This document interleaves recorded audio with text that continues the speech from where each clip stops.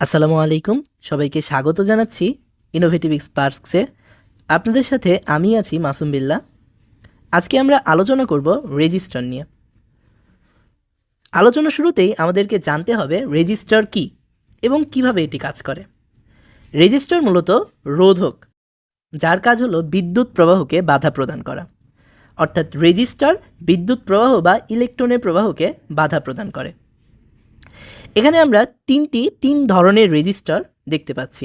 প্রথমটাকে বলা হয় variable register, এবং যার মানটা ভ্যারি করে, যার মানটা আমরা আমাদের ইচ্ছা মতো নিতে পারি। দ্বিতীয়টা হলো এলডিআর বলা হয়, এটা হলো লাইট ডিপেন্ডেন্ট রেজিস্টার। সূর্যের আলোর ফলে এই রেজিস্টারের মান কম বেশি হয়। এবং তৃতীয়টা হলো একটা ফিক্সড রেজিস্টার, এবং যেই রেজিস্টারটা আমরা ম্যাক্সিমাম সব জায়গাতেই দেখতে পাই। সবচাইতে বেশি ব্যবহৃত হয় ফিক্সড রেজিস্টার। আমরা এখানে যে চিত্রটা দেখতে পাচ্ছি সেটা মূলত একটা রেজিস্টরের বেসিক ডায়াগ্রাম। রেজিস্টরের ভেতরে থাকা রেজিস্ট্যান্সের একক হলো ওহম। এখানে চিত্রটাকে যদি আমরা একটি তারের সাথে তো কল্পনা করি, তাহলে তারের মধ্য দিয়ে যে অ্যাম্পিয়ারের যে প্রবাহটা আছে সেই প্রবাহকে বাধা প্রদান করে রেজিস্ট্যান্স। এই রেজিস্ট্যান্সটা অ্যাম্পিয়ারের প্রবাহকে বাধা প্রদান করছে, ফলে অ্যাম্পিয়ার ফ্লুয়েন্টলি চলাচল করতে পারছে না, ফলে ইলেকট্রনের প্রবাহ ফ্লুয়েন্টলি হচ্ছে না, যার ফলে বিদ্যুৎ প্রবাহের মানটা কম হচ্ছে।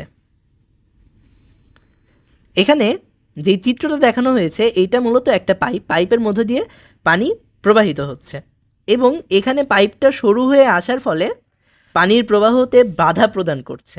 এই কাজটাই করে মূলত রেজিস্ট্যান্স। সো রেজিস্ট্যান্সকে আমরা পানির ট্যাপের সাথেও তুলনা করতে পারি।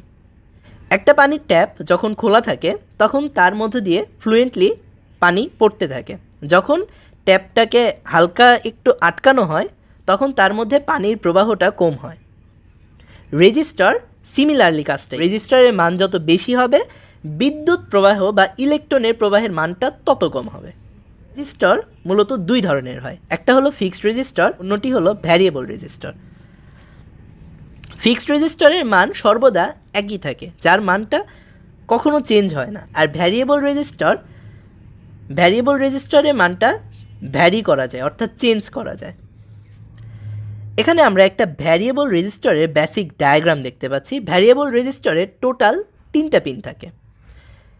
একটা হলো এ নাম্বার পিন, একটা বি নাম্বার পিন, একটা সি নাম্বার পিন। এখানে আমরা যে রেজিস্টারটি ব্যবহার করছি, যে ভ্যারিয়েবল রেজিস্টারটি ব্যবহার করছি সেইটি 1K অর্থাৎ 1000 ওহমের। অর্থাৎ এই ক্ষেত্রে আমরা এ আর সি পয়েন্টে টোটাল 1000 ওহম রেজিস্ট্যান্স পাবো, এবং এই রেজিস্ট্যান্সটা ফিক্সড। এবং এই বি বিন্দুটাতে যেই নকটা আছে আমরা এইটাকে ঘুরিয়ে বি বিন্দুতে আমরা থেকে 1000-এর মধ্যে বিভিন্ন মানের রেজিস্ট্যান্স নিতে পারি। বি বিন্দুটাতে যদি আমরা এই 500 ওহম বরাবর রাখি তাহলে এই বি বিন্দুটাতে এ আর বি এর মধ্যে টোটাল রেজিস্ট্যান্স হবে 500 ওহম। এখন আমরা একটি বেসিক সার্কিটে আসলাম। এখানে দেখা যাচ্ছে একটা এলইডিকে আমরা ডিরেক্ট 9 ভোল্টের একটি ব্যাটারির সাথে কানেক্ট করেছি। এলইডিতে ব্যাটারি 9 ভোল্টের সাথে কানেক্ট করার ফলে এর মধ্যে দিয়ে যে ইলেকট্রনের প্রবাহটা আছে, এই ইলেকট্রনের প্রবাহটা অতিরিক্ত হবার কারণে এলইডিটি গরম হয়ে নষ্ট হয়ে যাবে। এখানে আমরা 9 ভোল্টের ব্যাটারির সাথে নির্দিষ্ট মানের একটি যদি রেজিস্ট্যান্স ব্যবহার করে বিদ্যুতের প্রবাহ বা ইলেকট্রনের প্রবাহকে যদি কমিয়ে দিই তাহলে লাইটটা সুন্দরভাবে জ্বলতে পারে। একটা রেজিস্টর মূলত এভাবেই কাজ করে। একটা রেজিস্টরকে আবার আমরা ডিরেক্ট একটি ব্যাটারির পজিটিভ আর নেগেটিভের সাথে কানেক্ট করে দিতে পারি।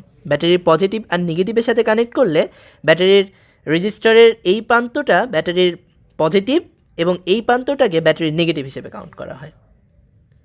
আজকে এই পর্যন্তই। আমাদের সাথে এতক্ষণ থাকার জন্য সবাইকে ধন্যবাদ জানাচ্ছি। পরবর্তীতে আমরা ক্যাপাসিটর, ইন্ডাক্টর কীভাবে কাজ করে এগুলো নিয়ে আলোচনা করব। সবাইকে সাথে থাকার জন্য ধন্যবাদ। আসসালামু আলাইকুম।